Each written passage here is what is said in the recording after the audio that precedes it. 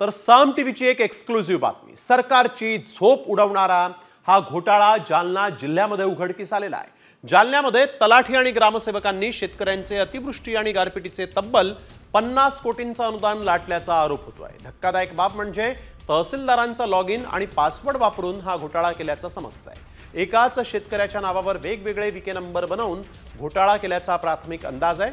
Bogus शेतकऱ्यांची यादी साम टीव्हीच्या हाती लागली आणि या यादीमध्ये शेतकऱ्यांची नावं सारखीच असून रक्कम देखील सारखीच आहे। दरम्यान घोटाळ्याचा आकडा आणखीन वाढण्याची शक्यता आहे।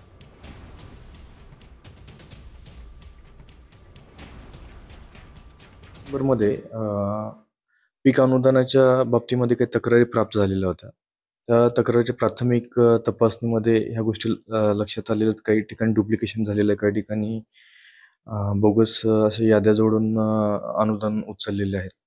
ही जेव्हा तक्रार प्राप्त झाली त्या अनुषंगाने जानेवारी महिन्यामध्ये जिल्हाधिकारी महोदयांनी एक त्रिस्तरीय समिती गठीत केलेली आहे, ज्याच्यामध्ये सहाय्यक जिल्हाधिकारी पुलकित सिंग, त्याचबरोबर EGS deputy collector Manish Dandge आणि नायब तहसीलदार लोणावत मॅडम, ही त्रिस्तरीय अशी समिती आहे ती या घटनेची चौकशी करत आहे। तर नेमका हा घोटाळा कसा झाला पाहूयात। शेतकऱ्यांचं अतिवृष्टी आणि गारपिटीचं 50 कोटींचं अनुदान तलाठी ग्रामसेवकांनी लाटल्याचा आरोप आहे। तहसीलदारांचा लॉग इन आणि पासवर्ड वापरून हा घोटाळा झाल्याचा संशय आहे।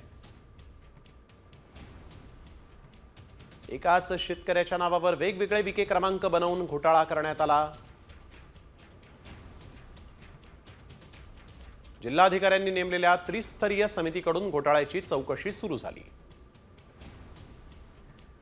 अंबड घनसावंगीतील 80 गावांनी तपासणी त्यांची पूर्ण झालेली आहे। जिल्ह्यातील इतरही गावांची तपासणी करणार असल्याचं आता कळतंय।